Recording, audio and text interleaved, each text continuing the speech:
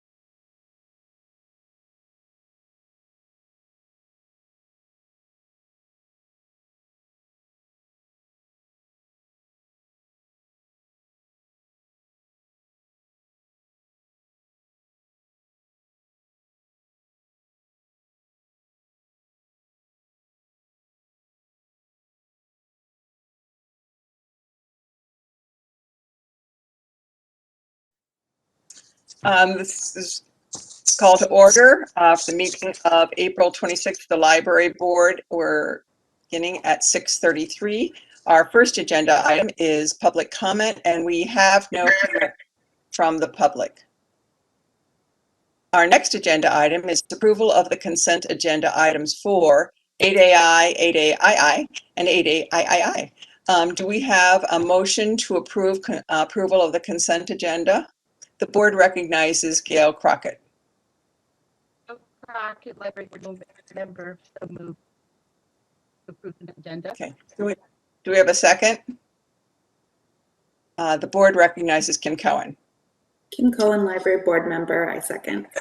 Okay. Before I go any further, I neglected to read the rules of decorum from the state, which we always do at the beginning. So I'll introduce that here. Because in-person attendance at public meetings is likely to increase the risk of transmission of COVID-19, this meeting is being conducted in accordance with Governor Lamont's Executive Order number 7B, as extended by a series of executive orders through May, which permit municipalities to conduct public meetings virtually. Board members and some of the library staff are participating by WebEx, and members of the public can view the meeting live on West Hartford Community Television or West Hartford Community Interactive Comcast channels or whctv.org. This meeting is being recorded for on-demand viewing, which will be available on the town and the library's websites. Because of the virtual format, there's some special rules and procedures that we need to cover. First, all participants will please mute your devices when you're not speaking. And if you wish to be recognized, please raise your hand and I'll call on you. If you're participating via audio, which no one is this evening, but if you end up on audio or and you want to participate in the conversation discussion, and I have not called on you, and the debate is ending, then please unmute your own phone and let us know that I can recognize you. Second, pursuant to Governor Lamont's executive orders, all speakers must state their name and title each time they speak. Third, because of the difficulty in tallying votes on a video conference, I'll require that most votes be taken by roll. Fourth, a reminder that if any participant has any problems with connection during the meeting, please let us know and we'll immediately call Janet Valensis, whose phone number you have, and we'll recess the meeting if we can't resolve the meeting, the technical difficulties. Okay, all right. Thank you. All right. I also neglected to call the roll, so let's call the roll now. Kim Cohen.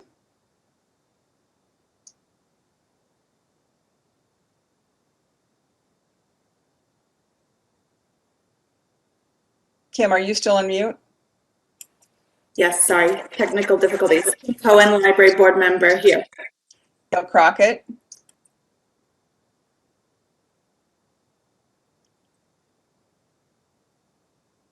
Janet, can you unmute?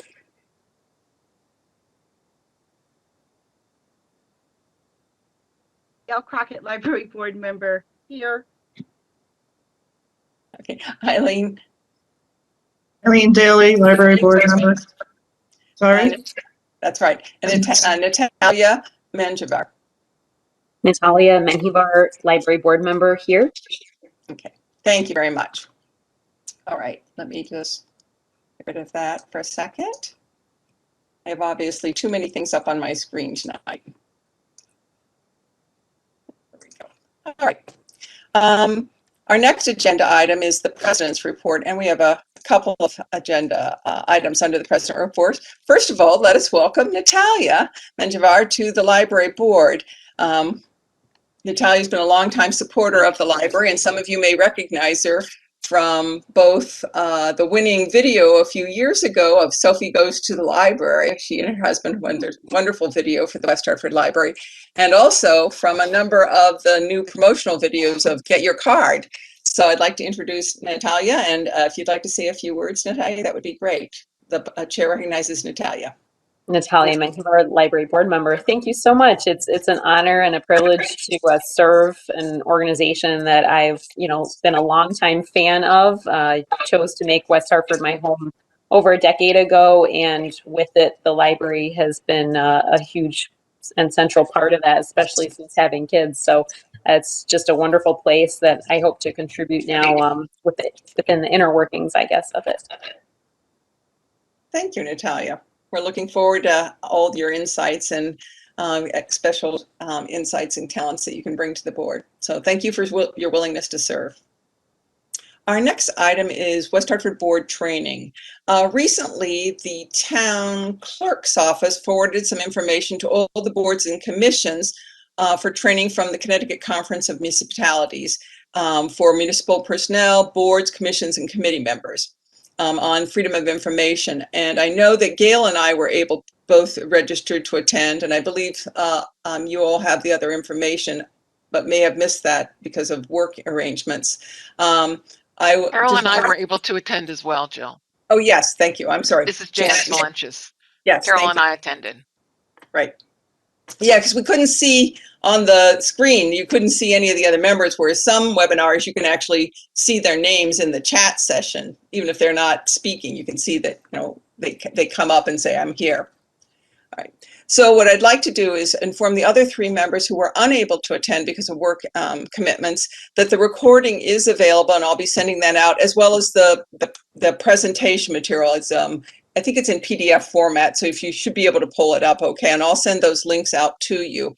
And we'd like all of our members to be able to take that, and then the action item would be to just let me know when you're done, and then we can report back to the town that all of us have taken the material. It was, I thought, certainly Janet and Gail and Carol, you can comment it, but I thought it was pretty good training. There's at the beginning of the recording, just to let you know, they had a lot of technical difficulties, like the first 2 or 3 moments. So when you log into the recording, they didn't edit that out. So don't give up if you think you think it's not working and it's you. No, it's the recording captured all the technical difficulties too. So hang in there.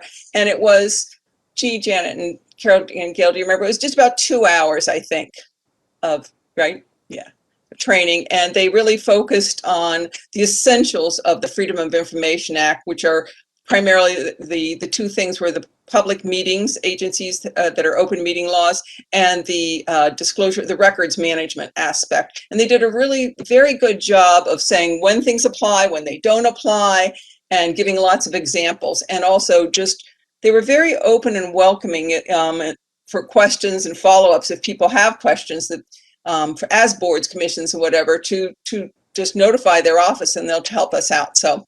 So our action item is for the rest of the board, if they can take that education, that would be great. Okay. Chair recognizes Gail Crockett. Gail Crockett, Library Board Member. Just wanted to add to that so that for the board members, when you get the link, see the materials, it was long. I mean, I thought it was probably a little over 2 hours, but it was long. And thank heavens they are providing the PDF of their slides because there's a chock full of information under each slide that at first I started to try to take notes and I was like, there's no way this is happening. So it's really great that, you know, you're going to have that, you know, at hand to refer to. So it was very good. I worked in state government for almost 37 years actually. So I was very familiar with the Freedom of Information. So, but still it changes constantly. And the part that was particularly interesting had to do with, I thought, how we've been operating under COVID with virtual meetings and how you got them and how you do hybrid meetings. And, you know, our town is getting ready to go to a hybrid format. So to allow for people can't physically show up because everybody can't anyway because of this, and how you manage both. So I thought that part was really insightful, and also the fact I think that the governor will probably extend his executive order changing to how rules are conducted after, what is it, May 19th or May 20th, Jill? Yeah, right about that time. That Friday, which might be the 18th. Yeah. Okay, thank you. Thank you, Gail. Our next agenda item is election of the board secretary, and our slate is, we have a slate. The slate for one position that we have open is the secretary's position, and Eileen Daly is willing to serve. Would someone like to put in a motion to nominate Eileen as secretary?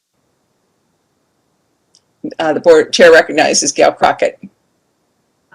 Gail Crockett, a library board member. I wish to place into nomination the name of Eileen Daly to serve for the West Hartford Library Board. And do we have a second? Chair recognizes Kim Cohen. Kim Cohen, Library Board Member. I second the motion. Thank you. A motion has been made and seconded to nominate and elect Eileen Daly as the Library Board Secretary. I'll now call the roll. Kim Cohen, Kim Cohen, Library Board Member, in favor. Gail Crockett, Gail Crockett, Library Board Member, an affirmative. Eileen Daly,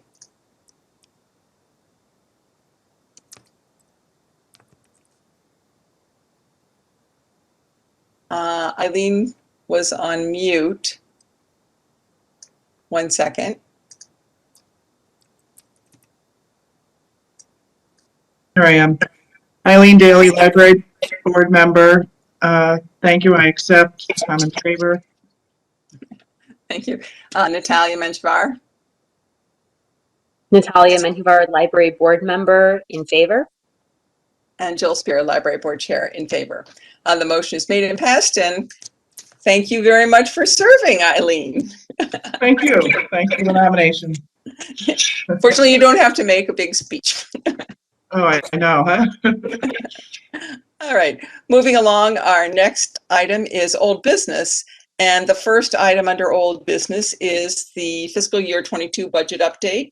And the chair recognizes Carol Waxman, Acting Library Director. Carol Waxman, Acting Library Director. Budget hearings were held and there were no public comments at either of the hearings.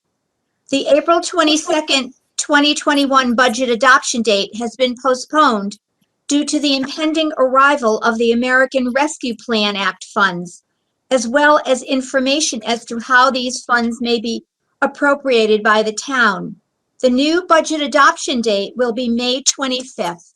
The funds are reimbursements for emergencies and COVID-19 related expenses that the town endured during the pandemic and weather and power outage emergencies. The town has until 2024 to spend the funds. The town finance department will determine how to incorporate the funds into the FY22 operating budget. It is expected that we may use some of the rescue plan funding for capital improvements that will not be funded through the regular budget. For library capital improvement projects, requests for the Faxon branch, such as new carpeting and window blinds, will no longer be on the list due to the impending move of the library to the new facility to be built in Elmwood. For the Noah Webster Library, windows in the periodical room are slated to be repainted and have new storms installed to provide improved functionality and energy efficiency. And that concludes the library budget status report. Thank you, Carol. Any questions from the board members? Okay. Our next agenda item is the library full staff meeting plans for May 22nd. The chair recognizes Carol Waxman. Carol Waxman, Acting Library Director. Our staff has not had an opportunity to be together in one place since March 2020, a very long time. From 9 o'clock to 10:30 on May 12th, we plan on changing this. We will be together, apart, in one large area of the building. Some of us will be on the mezzanine, some of us on the main floor, others on the sides, but we will all be there. There will be an acting library director report from me, a report from the adult services librarian, and the branch operations manager.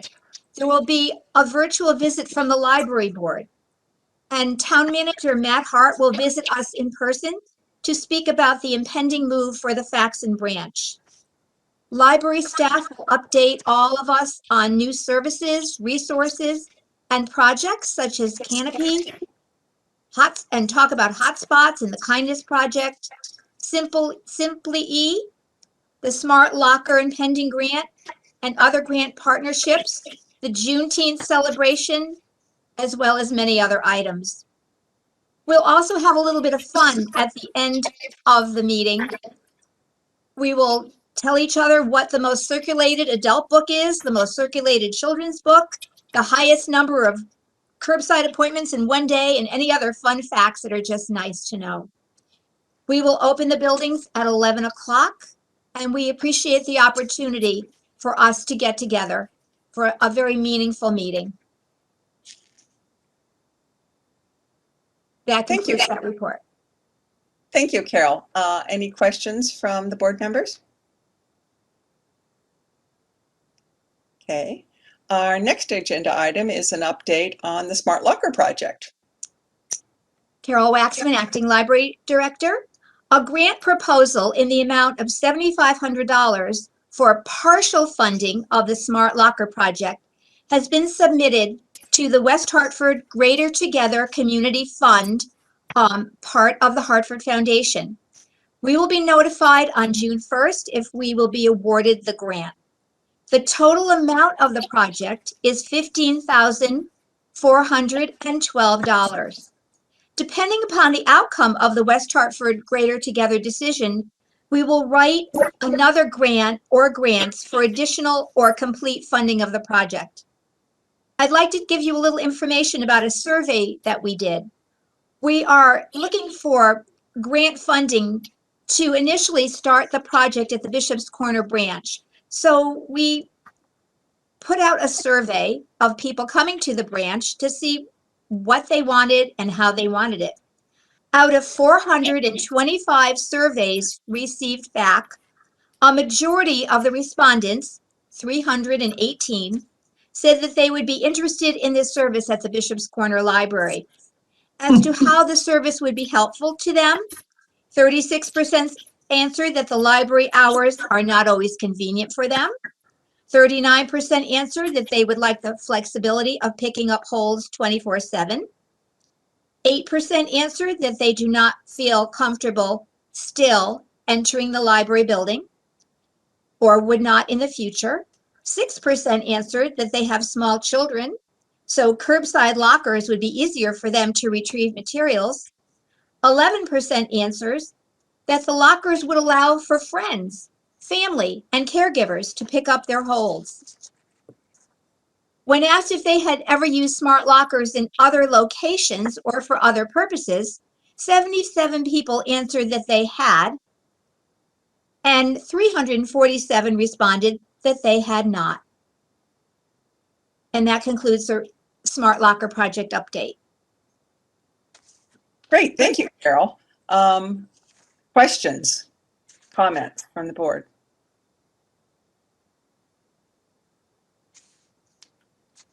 All right. All right. Our next agenda item, we'll move on to new business. And the first item under new business is exciting. It's the Juneteenth celebration planning.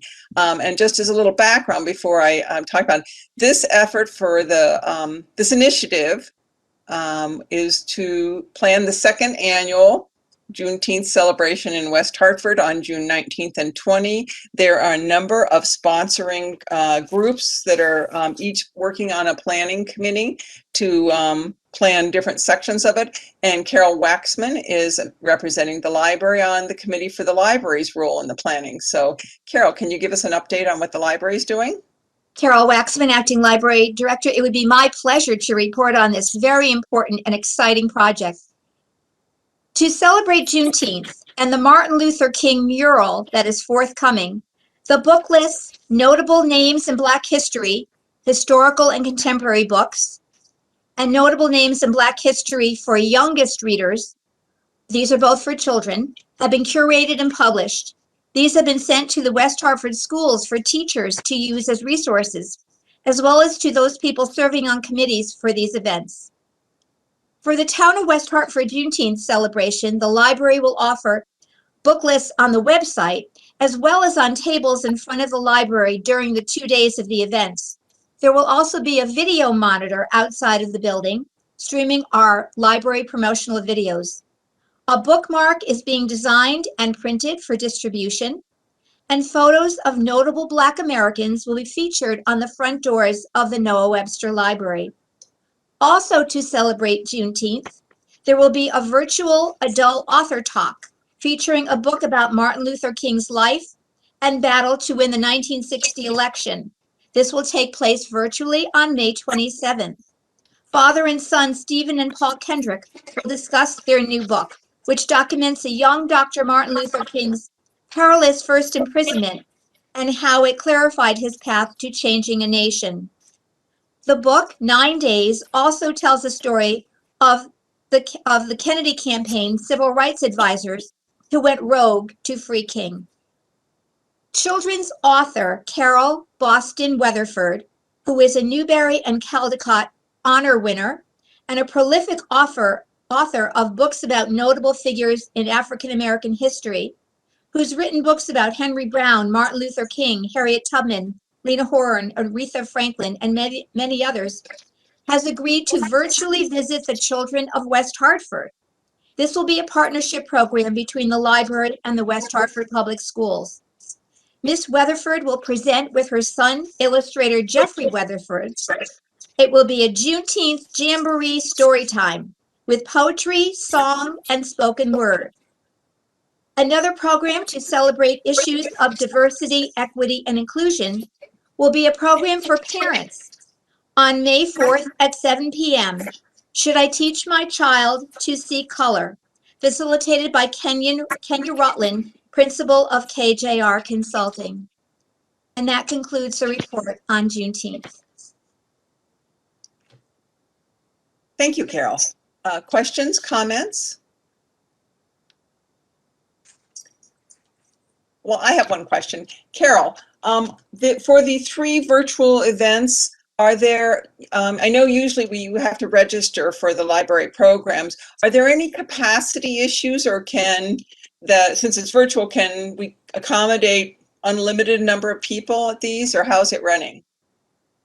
Carol Waxman, acting librarian director. I know that we can always do 100. Okay. I can let you know, Jill, if they can accommodate more than 100. Okay. Okay. Perhaps we can include those in the minutes too. That's great. Any other questions? All right, thank you very much, Carol. It's a very exciting event, especially this year. I think it's just gotten bigger than last year, and I imagine each successive year, everything will be even larger and more involvement from the town, the commuting. Gail, did you have a comment? Yes. First of all, the library, as usual, is just doing an incredible job of making sure that the library is visible and focused to all those who will be visiting or participating in Juneteenth. Just wanted to add that while the bulk of the activities are on Saturday morning, starting with a commemoration at the Old North Cemetery, there'll be 2 more stones of identified enslaved Black people who were slaves by some very prominent West Hartford people in this town back in the 1800s. Also on Sunday morning, First Church is in their 10 o'clock service. I believe it's going to be 10, but not sure. They're going to have a special service that will recognize that one of their very long-term members, Mr. Bookman, the green is currently named after, happens to have been a major slaveholder in this town. And my understanding is that he has members of his family who are still attending church, obviously not from 1700, but his ancestors. And when they were made aware of this by Adrian Billings Smith, is the co-founder of Concerned Parents of Color, and Tracy Wilson, who is our town historian, and Liz Devine, they were embarrassed and frankly very upset. And so they, along with the congregation, unanimously agreed to rename the green Unity Green. And that is a special ceremony taking place on Sunday morning. So it'll be in the church at 10. At 11 o'clock when the service ends, they will all march out and go over to the green where we will have a very much more reverent occasion to embrace our new name, which is the Unity Green, to reflect more broadly and correctly all the very different people who not only live in our town now, but all those who were there before. So it's going to be, and there will also be a run walk K event, if we can pull this off, before church service. And very quickly, the idea is it's etched in stone, but so far it's been received by the town administrators. We would have people gather, for example, the northwest section of town in the parking lot at Walgreens. So that would be North Main Street. People would gather parking lot at Walgreens at Prospect and Farmington Avenue. We'd have people gather in the parking lot at the liquor store on South Main. We'd have people gather at Stop and Shop. And so at the designated time, 8:30, 9 o'clock, those various 4 factions of folks would all walk, run, or bike into the green for the ceremony that will start on Saturday morning at 11:30. So anyway, stay tuned. It's on Facebook, but the library is going to be right there in the smack dab middle of everything, from the mural unveiling to all the wonderful people who will be showing up. And we certainly hope that you will stop by either Saturday or come Sunday morning. Thank you, We have Gail. a great partnership, by the way. Just to name a few: Witness Stones, First Church, the library, WASCO, the West Hartford African American Social and Cultural Club, the Board of Education to the Diversity and Inclusivity section, which is run by Rosina Haskin. If you have children, you may know Rosina. And I'm trying to make sure I haven't forgotten anyone. No, But anyways, it is the first time this is happening on this scale, and also with just people in town are concerned about history and want to continue doing this, by the way, for other cultural ethnic groups throughout the year as particular occasions arise. It just so happens that Juneteenth is what's happening first up. Thank you, Gail. A good point that although the library is participating just along with those other groups, it's literally in the center of almost all the activities in its location. So if you're at the library, you have a front row seat to everything. That's great. Our next agenda item is a new Community Cultural Center and Library branch, which you may think of as facts and replacement, but it's a combination thing.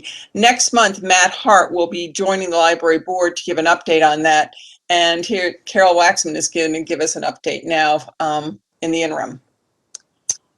Carol Waxman, Acting Library Director. Several times this evening, I referred to the move of the Faxon Branch Library, and this is a little bit more information about it. The Town Council has authorized Town Manager Matt Hart to execute a contract to purchase the former St. Bridget School campus in Elmwood for $3 million, with plans to transform the property into a new community and cultural center, as well as the Faxon Branch Library. The 1.8 parcel of land, which currently includes a school and one other building, is adjacent to Beachland Park. The property was most recently appraised for just over $7 million. The estimated investment in the project is $6 million. The town has set aside $3 million in the proposed FY 2022 capital improvement program to purchase the property, and another $3 million in the FY 2023 CIP for a combination of demolition and design expenses to be determined following a comprehensive analysis of the existing structure. The council has authorized the expenditure of $60,000 to conduct due diligence, which includes zoning, environmental and physical inspections, a property survey, and a title search. Prior to the redevelopment of the St. Bridget property, the town will conduct an extensive engagement process with stakeholders and partners. And as Jill just said, the town manager will meet with the library board next month to discuss this project and answer any questions that you may have. Pramod Pradhan, our community engagement librarian, and I are meeting with Helen Rubino-Turco, who is head of leisure and social services, to identify all of the groups in that neighborhood and meet with all of those groups to give information about the project and answer their questions. And this will begin soon. And that concludes the report about the impending move of the Faxon branch. Thank you, Carol. Questions, comments? I see no questions or comments. Oh, I'm sorry, Natalia. There, I missed your hand. Thank you very much. Chair recognizes Natalia Menjivar.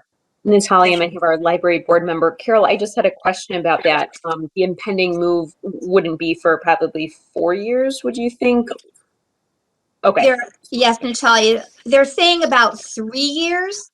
By the time that they do the due diligence and study the building and hire the architects and designers and all of that, at least 3 years. Yeah, and it would probably be more than that, as we all know, with building projects. Other questions or comments? Okay, I don't see anything, so we'll move on to our next agenda item, which is the director's report. The item is the current monthly briefing. Chair recognizes Carol Waxman. Thank you, Carol Waxman, Acting Library Director. The West Hartford libraries combined had a total of 1,547 browsing and computer appointments so far in April, as well as over 32,000 curbside appointments. Beginning April 5th, hours at the Noah Webster Library were extended to 5 o'clock on Wednesdays and Fridays. Library visitors no longer need to fill out health forms per the state.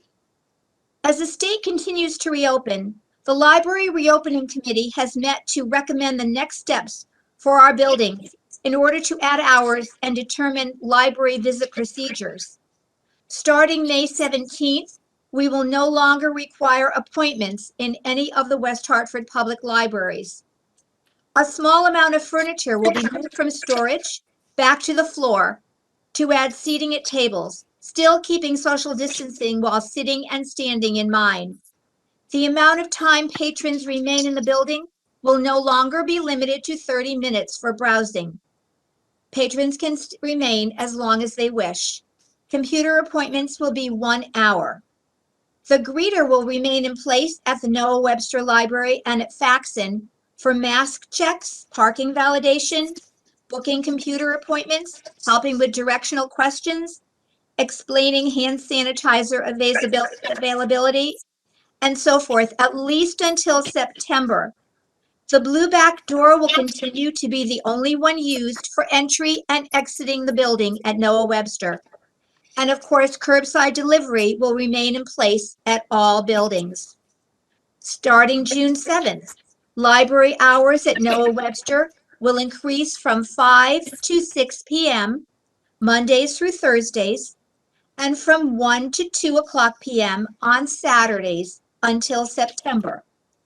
On Fridays, we will continue to close at 5 p.m. We plan to open additional evening and Saturday hours the beginning of September, similar to pre-COVID hours. The Bishop's Corner branch will now offer computer appointments. Branch hours will increase an additional 6 hours for the Bishop's Corner branch and an additional 4 hours for Faxon. Branch hours will be back to similar to pre-COVID schedules in September. So we are definitely moving forward, but cautiously. The vaccine information line and volunteer service. Due to the fact that many people have completed their vaccination protocol, our calls have decreased and will be answered by the adult reference desk staff. 200 calls have been received in April so far, which is definitely a decrease from prior months. We will continue to take calls about the vaccine as long as necessary, and library staff continue to volunteer weekly at the town vaccine clinics, now having been moved from West Hartford Town Hall to the former ShopRite location. National Library Week 2021 was celebrated at the West Hartford Libraries with an I Love My Library Because craft for children and an adult contest in which participants also shared what they love about the library. 3 adult winners were awarded $25 gift cards to the Hartford Baking Company. The second video, focusing on digital services, emphasizing all of the services that library patrons have available to them without entering the library buildings, was debuted during National Library Week. The video is currently airing on WHCI, which will air other project videos. And it was featured in the Hartford Current Community News, WeHa, and Patch.com, and shared with the 16,000 subscribers of our library newsletter.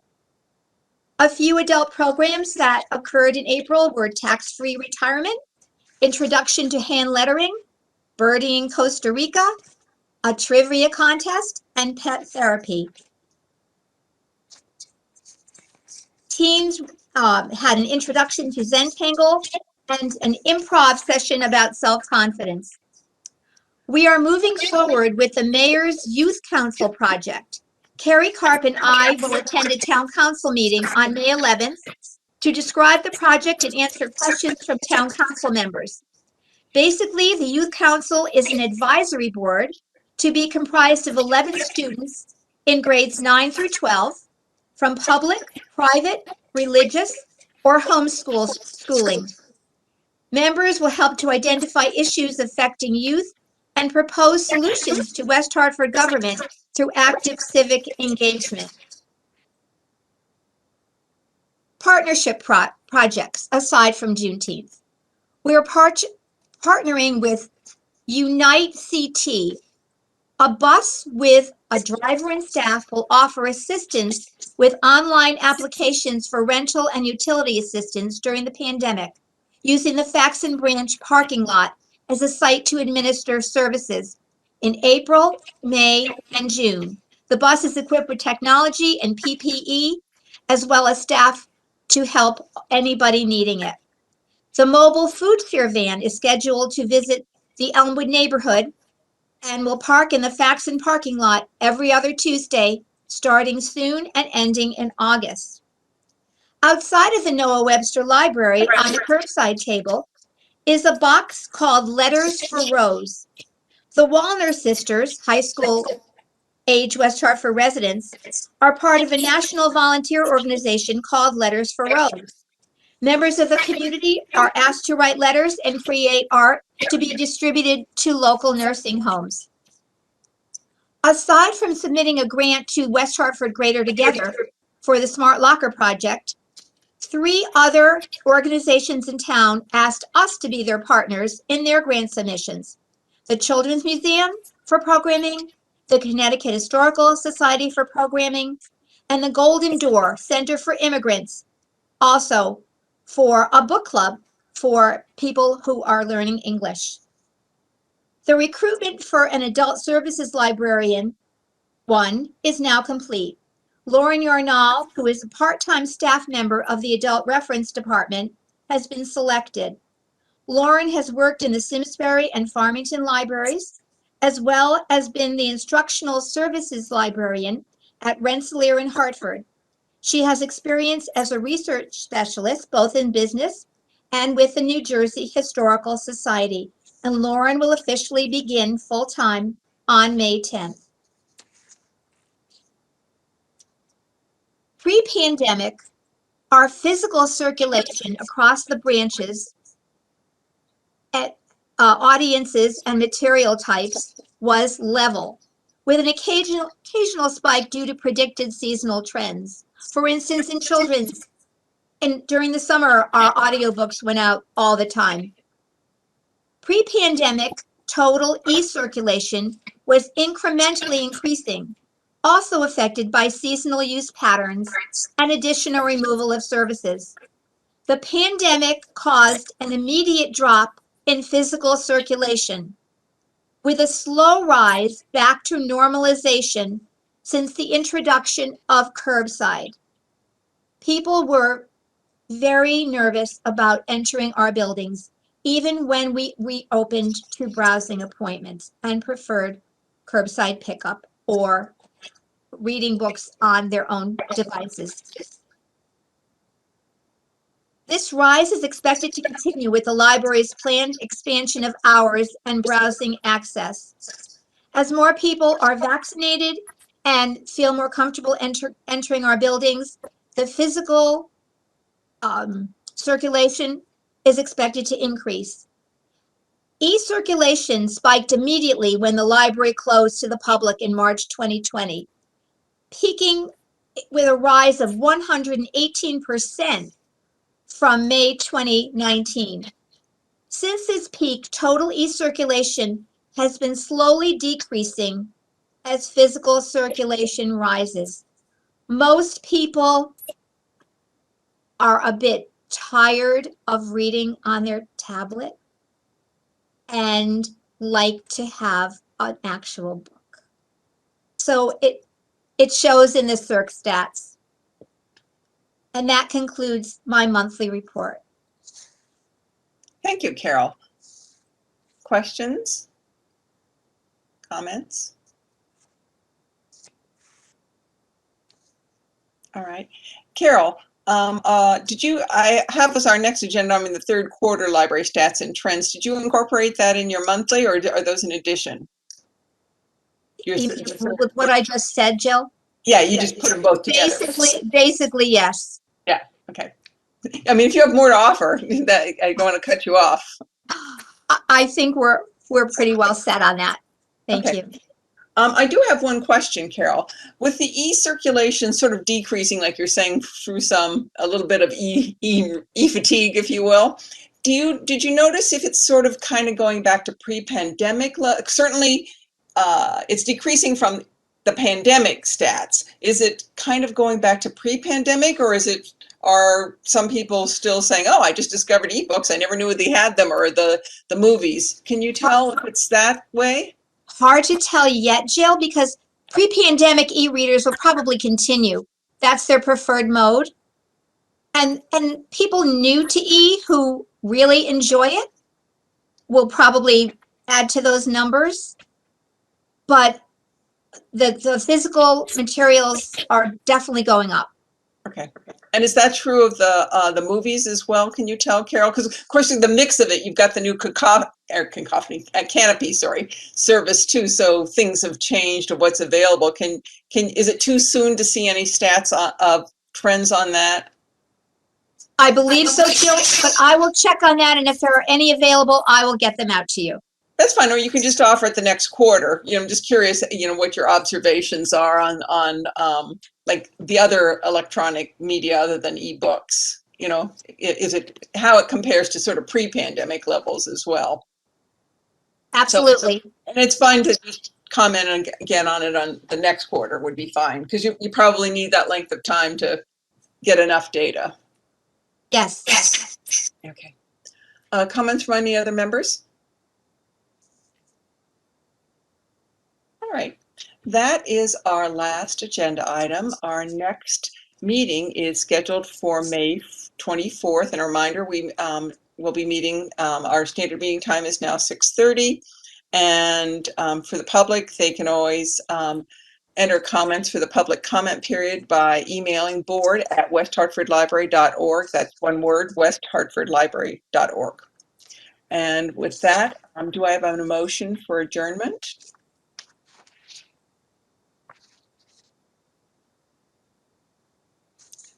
Chair recognizes Gail Crockett.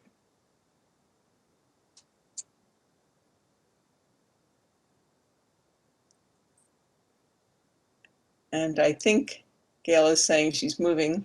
She's still on mute. Sorry. Gail Crockett, Library Board Member, moves to adjourn this meeting. Thank you, Gail. Do we have a second?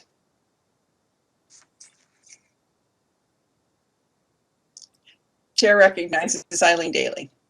I second the motion. Thank you. A motion has Eileen been Daly. and seconded, and I'll now call the roll.